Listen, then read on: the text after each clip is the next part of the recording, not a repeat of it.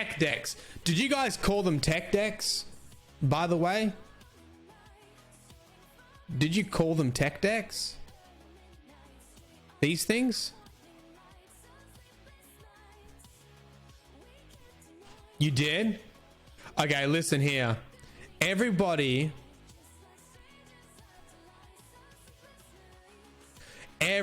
Everyone had a friend. Now, fucking be honest. Everybody had a friend that was just, for whatever reason, was fucking really good on a tech deck. Like, why? I remember a kid. He used to do kickflips and shit on a tech deck. Why?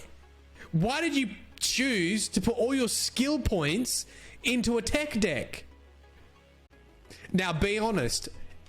Were you that kid? Were you that kid? Hands up in chat if you were that fucking kid. Log, please. This video may be inappropriate for some users. I feel like we're there. I understand and I wish to proceed. Here it comes.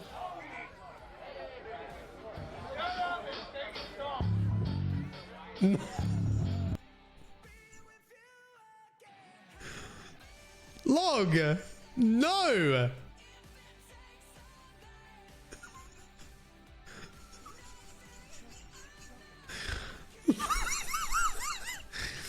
I don't know. No, but just no. Attire counts too, right? You know how you can't wear bathers unless you're at the beach? Doesn't attire count?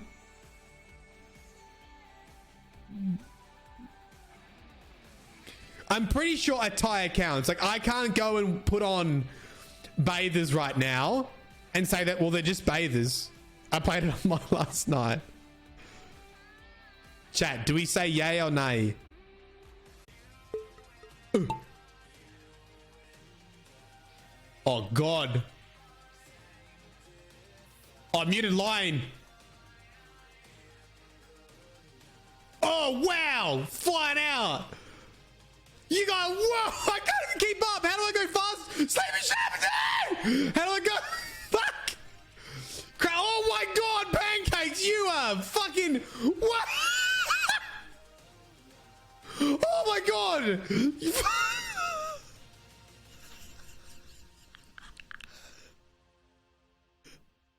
Oh!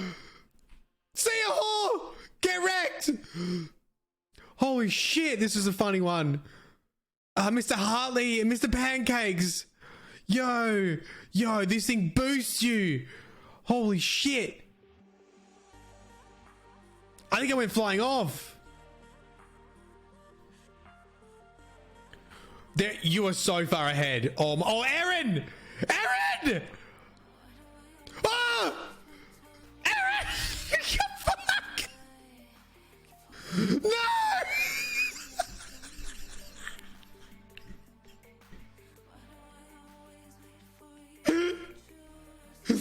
Holy shit! Ah! Magnus! Archdavy! Oh, you came last time! Oh, Archdavy, you came last time! You can do this, what a comeback! Oh my God, no, brave Brobb! Oh, Brobb snuck in there! Brobb snuck in there! Oh, Brobb's gonna get it! Oh, Archdavy, you were so close! Holy shit. Are you ready, Cruiser? Are you ready for your story? Chat, you can be on screen with Cruiser. You can be in the winner's circle. Be in the winner's circle, chat. All right, I've got... Hey, thank you, people. Okay. 2 minutes. 2 minutes to finish this story. All right, Cruiser 3. The topic is the Dreaming City. Start timer. Come. Come. Let me tell you the story of Cruiser, a little hobbitie from the hobbit hole of Bag End. And he had big, big dreams. What Cruiser didn't realize is everything would change one day. When the Traveller arrived. The Traveller changed the Hobbits' worlds forever. They gained massive technology. They no longer lived underground. They made giant towers, ivory towers to the sky. The Hobbits were king of the world. And they became space-faring civilization. What you don't know about Marasov is the engineers of the Yang Lu Wei were Hobbitses. They were the most technical, savvy beings on the face of the planet when the Traveller arrived.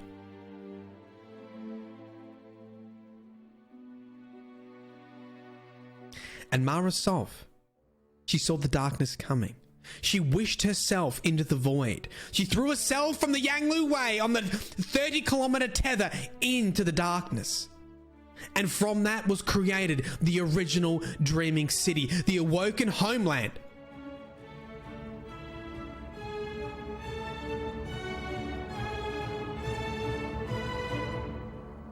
What you didn't know, Marasov wasn't the first. It was the Hobbitses. It was the engineers in the engineering bay that created the time warp. There's 2 minutes. We need longer than 2 minutes. Marasov wasn't the first. It was a small Hobbitsy. No one suspect the Hobbitses. The first awoken on the first dreaming city was an engineer named Cruiser.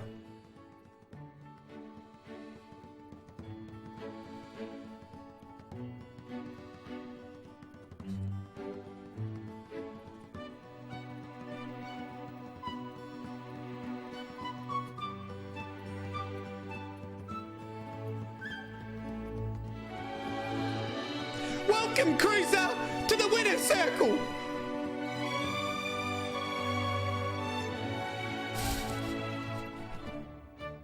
There you go.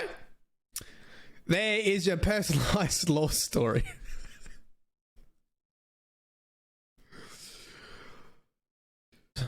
Improv lore time. Okay, so Memekaizer and Fatpool boy. 4 minutes? I think 4 minutes is probably about right. The topic is the helmet stayed on. Right.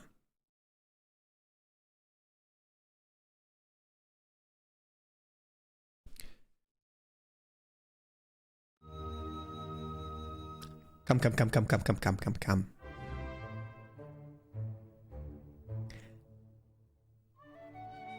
Once upon a time, there was a Hobbitsy, pleasantly plump, and he was the only Hobbitsy in Bag End with a pool. He didn't know it, but everyone called him Fat Pool Boy. Not to his face, but just behind his back. And every day he would clean that goddamn pool. You know, like the pool cleaners? The little short shorts, no top on, pool cleaner. A bit like that. But no one had ever seen his face. Always the helmet stayed on when he cleaned the pools. And every year, all the Hobbities would come round. And they would jump in and out of the pool. But Fat Pool Boy never went in the pool. He maintained the pool. He cleaned the pool. But the helmet always stayed on. And one pool party, he spotted across the room someone else who never went in the pool. The helmet was always on. Who was this person? The way they were walking was a bit like a meme. Like, this is how they walked.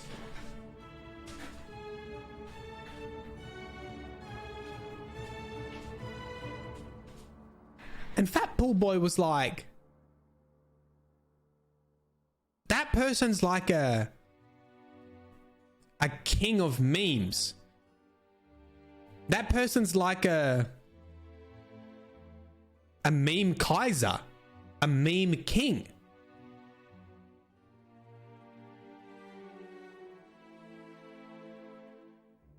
So Fatpool Boy went over to Memekaizer, said, hey, I've got a nickname for you.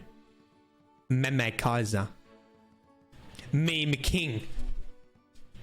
And from that moment on, Memekaizer and Fatpool Boy hosted the grandest pool parties in Bag End. But nobody had ever seen their faces.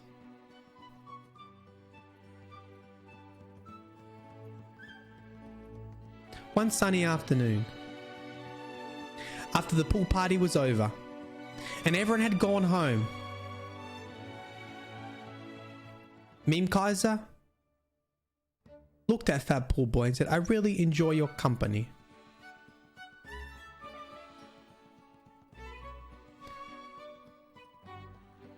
The helmet came off and these long flowing locks came out. Memekaizer had been using a voice alternator. He was not Memekaizer, not Meme King. It was the queen of memes. Fatpool Boy grabbed her hand and looked into their eyes, and they thought, wow, we're gonna throw the best pool parties in Bag End for the rest of the time. And then in the distance, they saw Frodo Baggins and Gandalf walking out. I thought, wonder what they're doing. It's probably something boring. Okay, new monarchy. I can do something with that. And Jessedavidallen. This is the improv version of today. Welcome to the improv. All right, we got a message. Anything Varix related. Okay, hold on. Holy shit. All right, we're gone. Come. Let me set the scene. Let me set the scene for you. It's a beautiful morning in Hobbitsy's town, in Bag End. But things were about to change.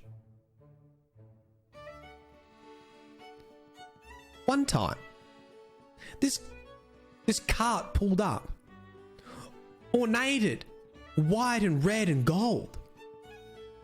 This dude was wearing this little hat. And he said, I'm from the town of New Monarchy. And I bring to you an idea, Hobbitses. I bring to you an idea. We must leave the Traveller. Yeah, this is, by the way, this is post-Traveller. Remember the first story I told? This is post-Traveller, right? I know the Hobbitses have become the best engineers on the Yanglu Way. I know you have amazing technology, but we need a leader. We need one single ruler.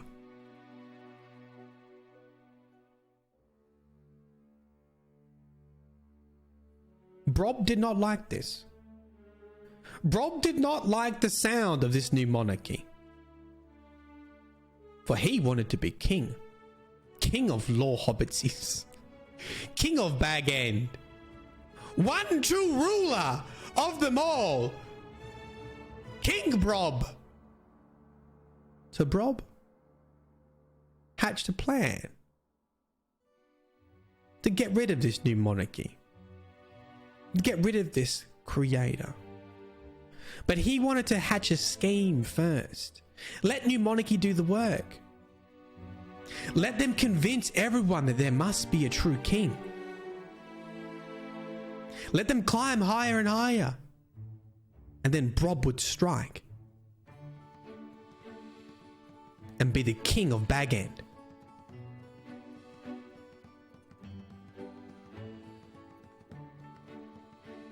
While this all was happening, Jessedavidallen was doing the most forbidden act a Hobbitsy could do. And that was meet with the fallen. She would bring luncheon, second dinner, 11sies. She would get all these baked goods, a little bit of cheese, a little bit of bread, and bring them to the Fallen, just over the hill. Even second breakfasties.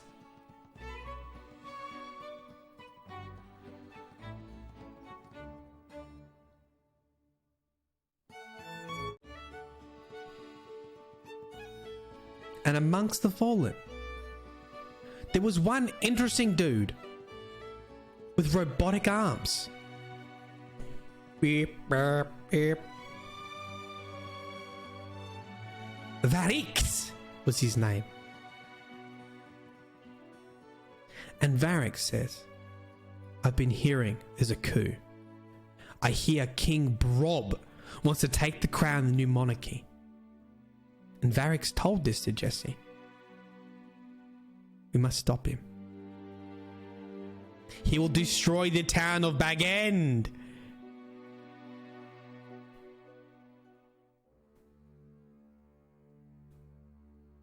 So they hatched a plan.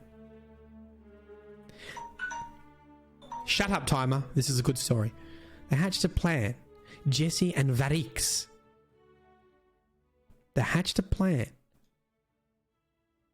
to challenge Brobb. It was a ceremony day where New Monarchy made a king of Bag End. And Brobb had gone up to the New Monarchy, the king, with a dagger. A poison daggery. And this was Jesse and Varix's time to stop the plot.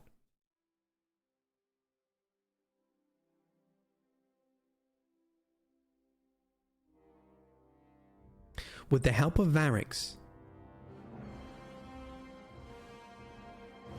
Jesse stormed the ceremony. Varix was literally lifting hobbitses up with all four arms and just piffing them everywhere. Jesse stormed the stage and said, Brobb is betraying you. She got her breakfasties, 11sies, poisoned. Slammed them down Brobb's mouth and made him nunch it. Brobb fell over dead, frothing from the mouth. The plan had been stopped.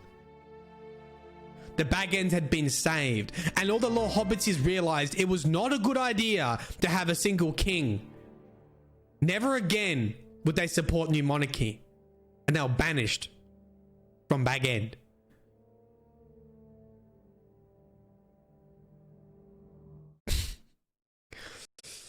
I'm very sorry, Brobb, that I had to kill you off.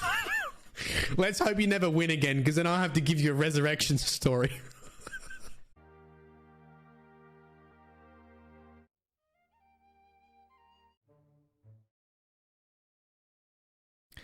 Are you ready?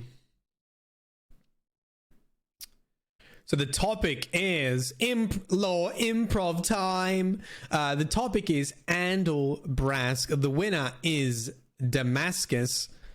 Let's see if we can make a story. You got 4 minutes. Here I go. Come. Come.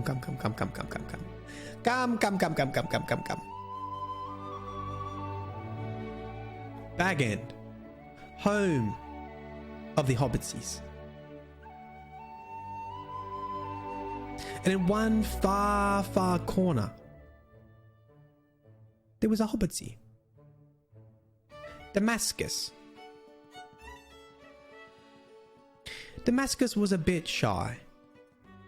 He didn't have many other Hobbitsy friends. He wasn't like the engineers of the Golden Age, the Law Hobbit engineers.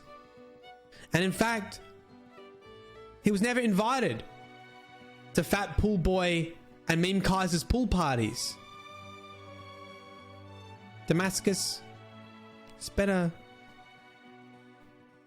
lot of time by herself. Poor Hobbitsy. And then one day, a guardian entered Bag End. A long flowing cape. A 6-shooter strapped to the hip. Damn, he was smexy. Andal. Andal Brask, he said. Nice to meet you. Damascus.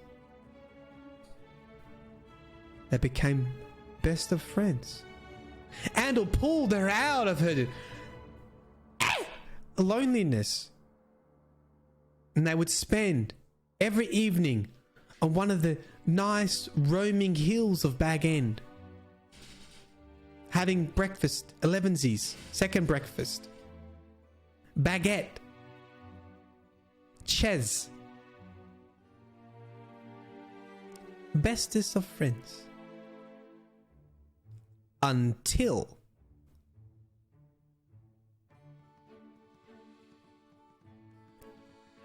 that Cade motherfucker 6. They were sitting there one day. Damascus gets a call on his flip phone. Oh, Cade, what's up, bruh? Oh, you want to have a drink at the tavern? Yeah, no problem. Andal just jumped in his spaceship and zoomed off. Literally left Damascus sitting there on the hill with the whole picnic spread.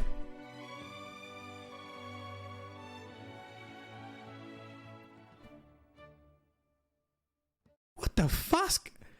She gave him a buzz. Yo, Andal, you want to hang out anymore? Oh, I'm kind of drinking with Kate at the moment. We're playing some poker. Yeah, we're having a really good time. Why don't you just get in your spaceship and join me? Oh, that's right. You don't have a spaceship because you're a fucking hobbitsy.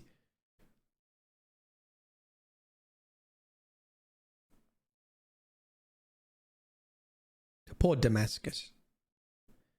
Back to being in the lone corner. The lone corner of Bag End. Until she had a plan. She remembered a story of the prison of elders.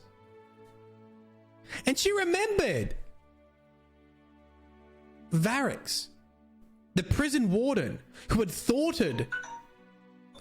we need longer than 4 minutes. Varix was the prison warden. And Varix had been in Bag End only last week. He had thwarted the uprising of new monarchy. This got Damascus thinking. She met with Varix in secret. She said to Varix, Cade 6 stole the love of my life.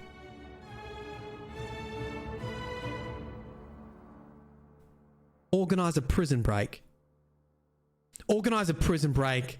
I want hell to rise on the Awoken and Cade 6.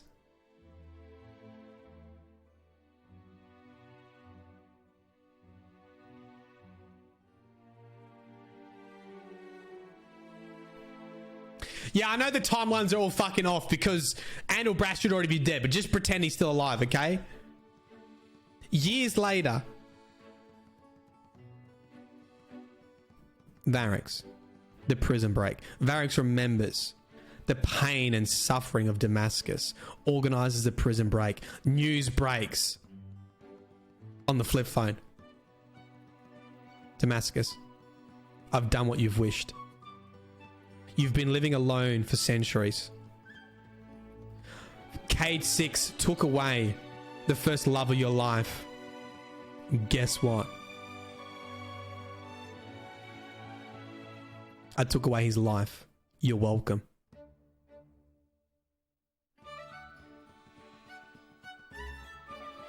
Damascus was finally ready to move on.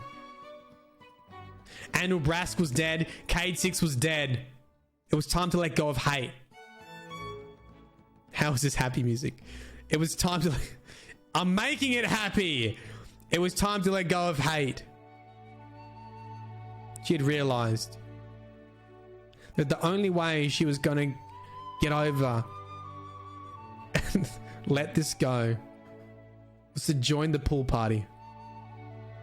And for the first time, Damascus came out of a little hobbity hole. She walked straight up to Fat Pool Boy, said, "Hi. Nice to meet you. I'm Damascus."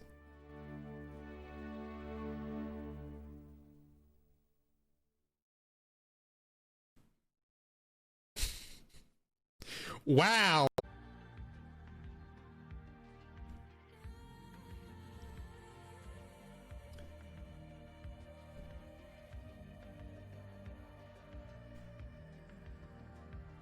Okay, Hutchnstuff.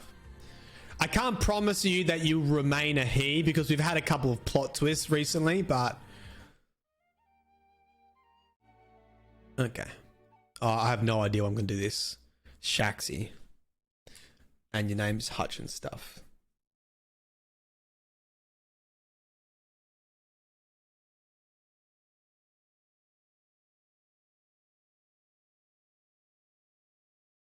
Okay, I got something. Hutchnstuff.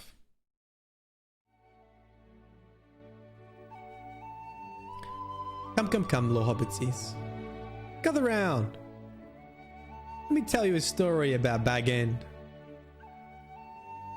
where the best hobbitsies lived.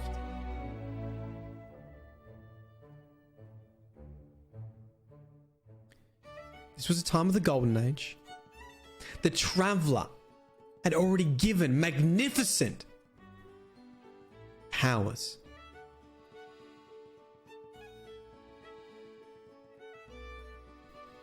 And there was this young, strapping lad.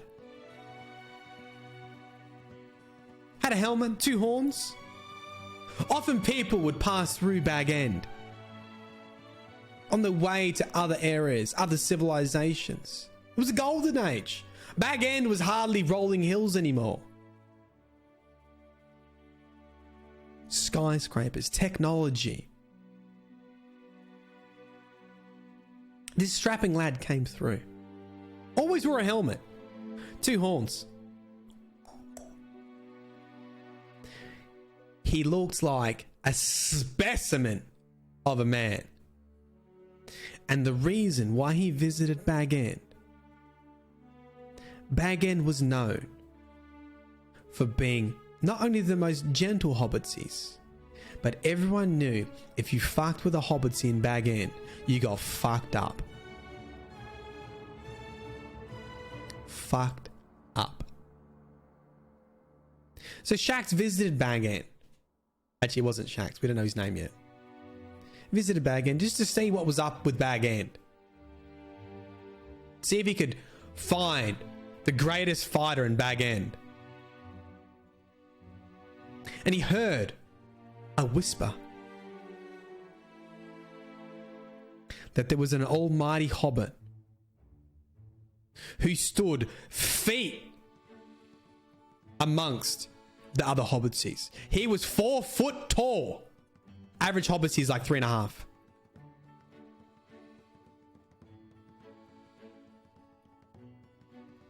So Shaxx went through this town looking for what he had heard.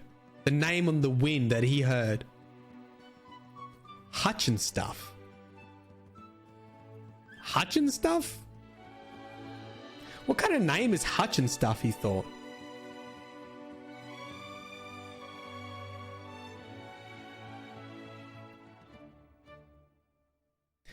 Shaxx looked across this field. Across the field. Right? And he sees something.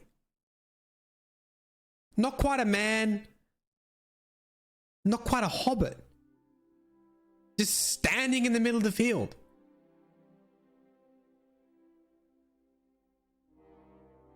He thought to himself,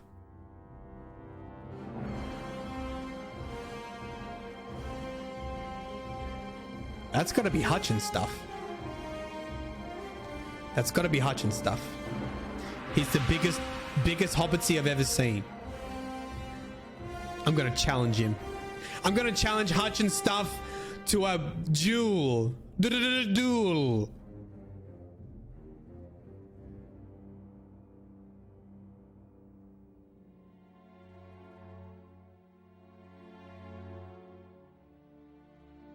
Shaxx approached. Are you Hutchnstuff? Yeah. Who's asking?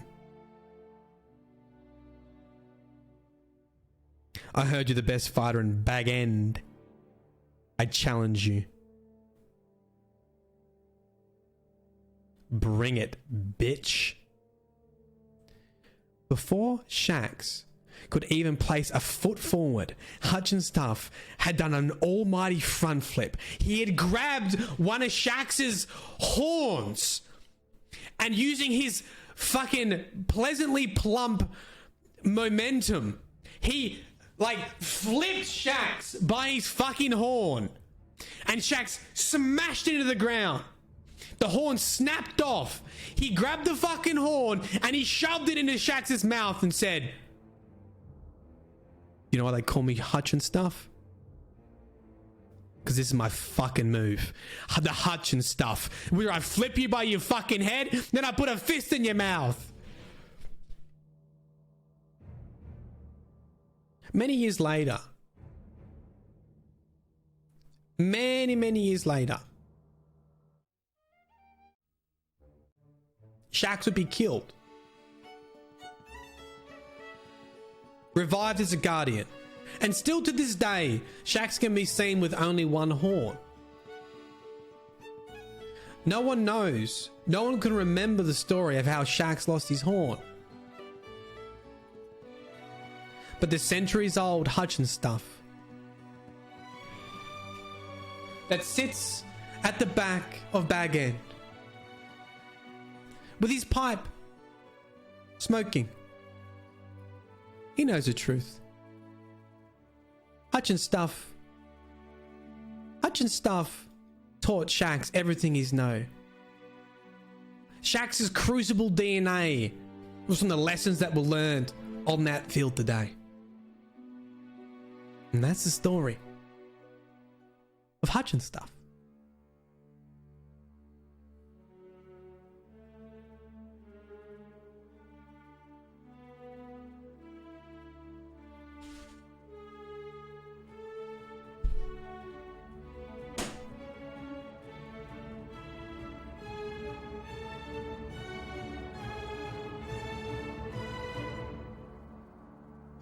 I would like to thank all the law hobbitses who have gathered around this fire today and have partaken in the tales of old, the books, the stories that have been told through centuries through Bag End.